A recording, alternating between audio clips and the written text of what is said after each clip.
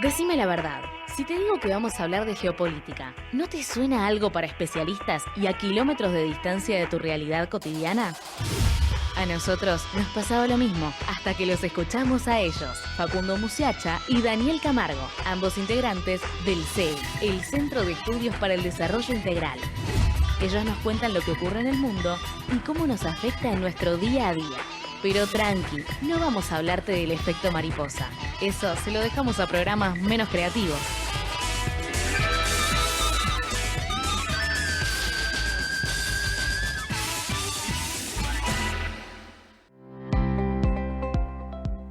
Bien, seguimos entonces con el programa y estamos con Daniel Camargo, nuestro especialista en geopolítica. Ya te Hola. saludé antes, no otra vez saludarte, pero bueno. Buenas vale. tardes, Mario. Buenas tardes, Buenas equipo. ¿Cómo tardes. están? Muy bien, Daniel, muy bien.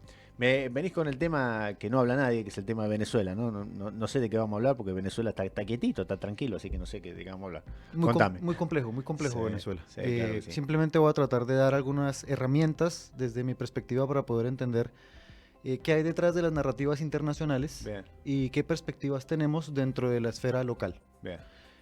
Primero, es necesario tener presente que la población activa para votar en Venezuela eran de 21 millones de personas. Sí, Bajo ese dato, es necesario tener muy claro que Venezuela en los últimos años tuvo una migración hacia la región latinoamericana de 7.700.000 personas. Estos 7.700.000 personas son la población económicamente activa. Es decir, estamos hablando de una franja etaria de 35 a 50 años que ha migrado del país. Casualmente esta gente resulta ser la oposición, ¿no? Hay una característica entonces en materia de infraestructura y es pensar de qué manera los países de la región podrían eventualmente prestar servicios consulares para el ejercicio electoral en América Latina. Esto se traduce en datos reales. De los 7 millones de personas que están fuera del país, lograron votar 69.000. Sí, eso está. Entonces, cuando hablamos de que en este momento hubo una narración en cuanto al fraude electoral, realmente no lo hubo. El Consejo Nacional Electoral demostró que en número de votos, evidentemente, Maduro ha sacado la mayoría. Entonces, detrás de esto hay un telón de fondo muy interesante, porque si hablamos del régimen democrático y si hablamos del desarrollo del proceso electoral, por supuesto que se han cumplido determinadas condiciones en Venezuela. Sin embargo, estructuralmente, la población venezolana no votó en el ejercicio que ha sucedido este domingo. Entonces, ese es el telón de fondo, ¿no? Entonces, a partir de ahí tenemos narraciones extranjeras. Por un lado, aquel que legitima el proceso en Venezuela, y por otro lado, otro sector que dice, bueno, esto realmente es un fraude electoral y nosotros hemos decidido decir que esto no es así, y el posterior rompimiento de relaciones en la región. Sí. Ese es el escenario que tenemos de fondo.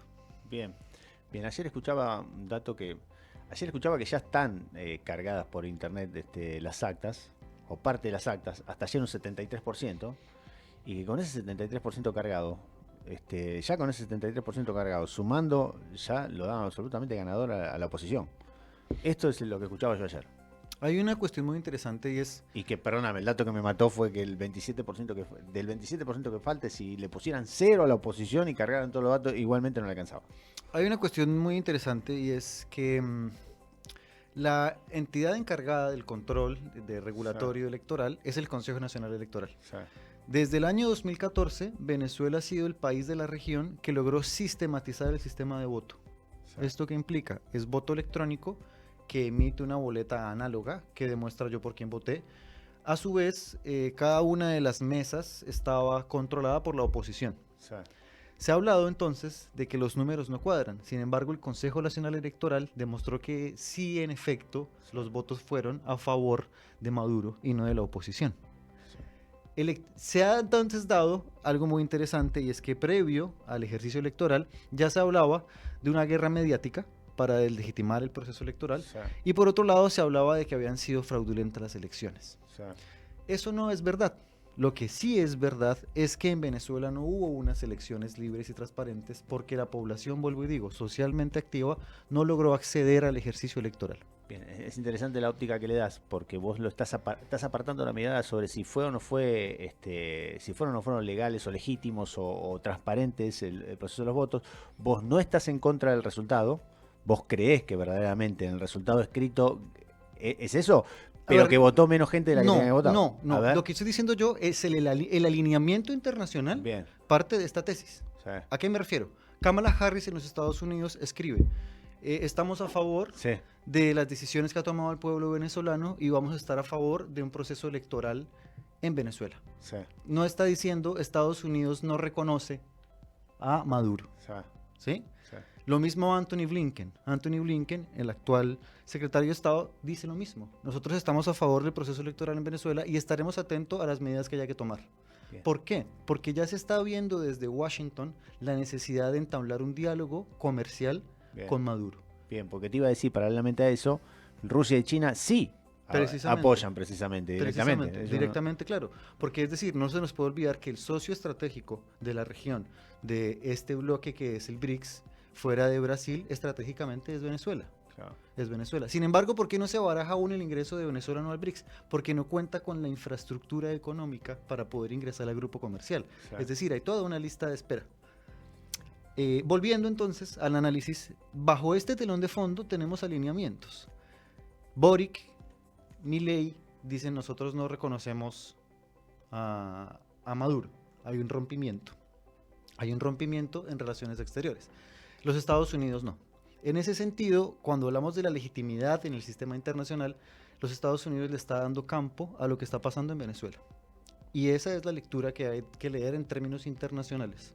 Desde mi perspectiva, por supuesto, el debate en torno a si es o no una dictadura, para mí está saldado. Claramente es un régimen autoritario que imposibilita que se hagan las normas de cambio político y de acceso al poder. Eso, pero creo que no está en telo de fondo. Claro. Lo que sí está en telo de fondo es que realmente no hubo un fraude electoral y que realmente no hubo la posibilidad del acceso al voto en Venezuela. Claro, claro. Bien, está bueno eso, está bueno. ¿Y qué perspectivas ves de todo esto? ¿Qué se va a mover? ¿Maduro no se va a mover de ese lugar?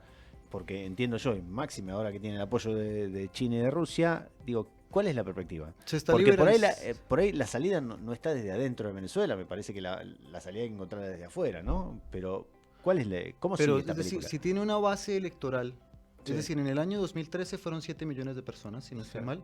En el año 2018 fueron 6 millones y algo de votos. Sí. Ahora fueron 5 millones 120 mil votos. O sea, Tiene una base electoral que lo soporta. o sea, Esto es una realidad y que esa base electoral está pues dentro del país. Por otro lado, Venezuela se está liberalizando. ¿En qué sentido? Ya no van a recaer las presiones extranjeras. Se está dando la inversión por parte de los Estados Unidos y el recambio energético le ha dado un posicionamiento no menor a Venezuela en materia del ingreso de divisas. Venezuela en el tablero internacional es fundamental porque es el país que tiene más crudo, por lo menos en etapa de investigación. o sea, Entonces, bueno, es un escenario muy particular el de Venezuela a partir de ahora, pero sin duda alguna va a estar acompañado del crecimiento económico, de una liberalización, de una vinculación fuerte con el BRICS y también de un nuevo vínculo con los Estados Unidos. ¿y vos lo ves capaz a Maduro de pilotear eso? Va a ser el nuevo autócrata de la región, sin duda alguna. Mirá vos, la mirada. Mirá vos la mirada. ¿Quieren preguntar algo?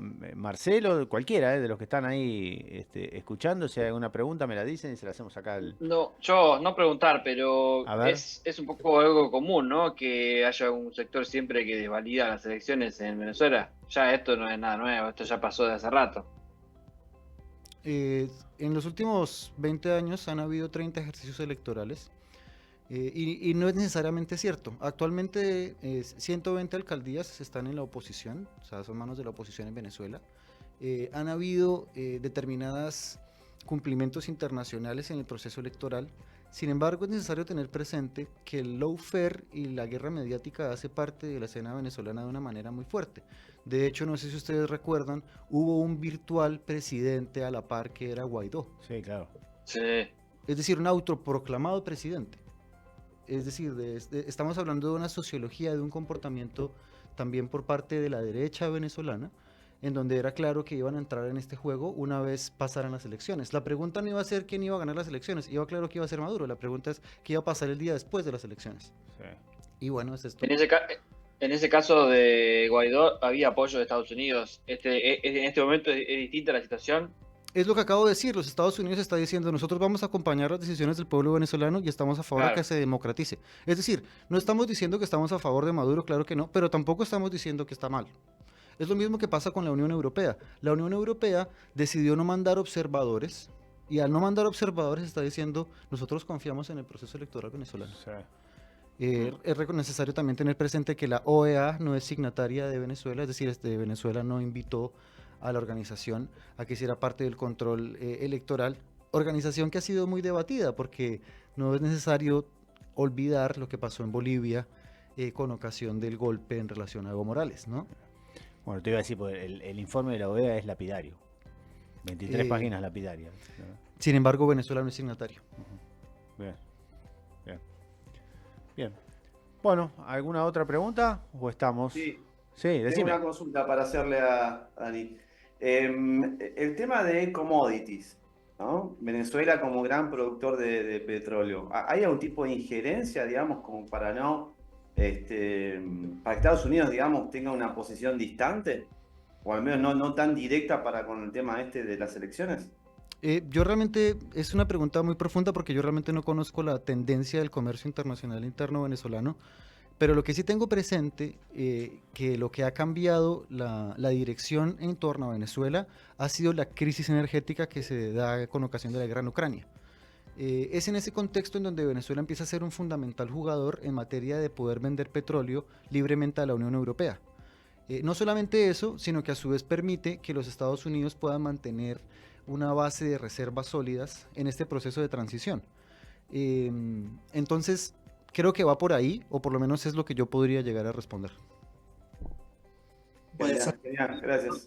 perdón, también no solo a Estados Unidos, sino a China y a Rusia en lo que es la parte de los dos mundos, digamos. Sí, sin duda. Lo que resulta, digamos, que particular en la posición norteamericana es su flexibilización. O sea, el oficialismo, es decir, Kamala Harris y Anthony Blinken han salido a decir que están de acuerdo con el proceso electoral venezolano. Esto es algo inédito, por lo menos en los últimos 20 años. Dani, por ahí estoy equivocado. Hola, Dani. ¿Cómo estás? Hola, Qué bueno, Tato. nos saludamos. Por ahí estoy equivocado, pero me parece que a principios de junio Maduro revocó la invitación a los observadores internacionales por parte de la Unión Europea. Decime si estoy equivocado con eso. Porque ahora hacías referencia a que la Unión Europea había dicho nosotros no vamos a ir como observadores en estas elecciones. Sí, es exactamente eso. Sin embargo, no hay una injerencia por parte de la Unión Europea. Es decir, no existe la necesidad de plantear un debate político. Podemos verlo en las declaraciones por parte de diferentes integrantes de la Unión Europea. No ha habido un asalto generalizado a decir que realmente es una dictadura globalizada. Si nosotros hacemos un análisis, de hecho, del rompimiento de las relaciones entre Venezuela y diferentes países, la mayoría han sido países de la región latinoamericana. Sí. Entonces creo que la lectura también tiene que ver un poco, o por lo menos desde mi perspectiva, y tenemos que pensar cómo se han comportado los personalismos de la región latinoamericana. Tenemos personajes de muchísimo carácter como Javier Milei, como Bukele, como Lula, como Petro. En esa coyuntura es necesario leer por qué un personaje como Maduro tiene, digamos que, determinada tendencia. No va a bajar la guardia y no va a permitir, por ejemplo, en este contexto, que sea considerado ilegítima su candidatura ni su proceso electoral. Por eso hablo, digo, el Consejo Nacional Electoral venezolano ha sido muy transparente con los datos. No, ha sido muy transparente con los datos, es cusicusá, como diría Maradona, porque lo que le reclaman es precisamente la ausencia de las actas. Hay una cuestión ahí muy interesante. A ver. Es decir, esto hace parte del ejercicio político. Sufrió un ciberataque. Si eso es lo que dice el gobierno de Maduro, de enfrente te dicen que no. Te dicen Es decir, que la página, entrabas a la página y no tenían los datos. Claro, pero entonces, por eso está, se supone, el sistema que te da una boleta. ¿No? Te emite una boleta análoga Sí. que está contrarrestada de manera análoga y que te permite identificar la cantidad de votos. De hecho, la disputa no es por la cantidad de votos, vuelvo y digo. La disputa, a mi entender, tiene que ver con que la cantidad de gente votantes. claro, de hecho, ¿por qué pasó acá en el consulado acá en la Argentina? 2.000 votantes. De 250.000 venezolanos que tenemos en Argentina, pudieron votar 2.000. Bueno, repliquemos eso en toda la región. Claro. Es un tema. Creo que ahí están los votos. O sea, pero bueno, esa es mi interpretación. Bueno, muy bien. Bueno, hoy tenemos que ir cerrando acá, Dani, te Muy agradezco bien. que hayas venido. Interesantísimo, la vamos a seguir esta, ¿eh? Esta da para seguir un rato. Me estoy guardando un par de datos que me gustaría charlar con vos y así que la vamos a seguir. El tema de Venezuela va para hablar más de una vez. Seguro. Lo tenemos ahí en pendiente, lo seguiremos junto con el 5G que tenemos ahí pendiente. Seguro, ¿sí? seguro. Bueno, muchas Así gracias. que no, si querés te quedás, si no te vas es lo mismo. Estás invitado como siempre, sos parte del programa.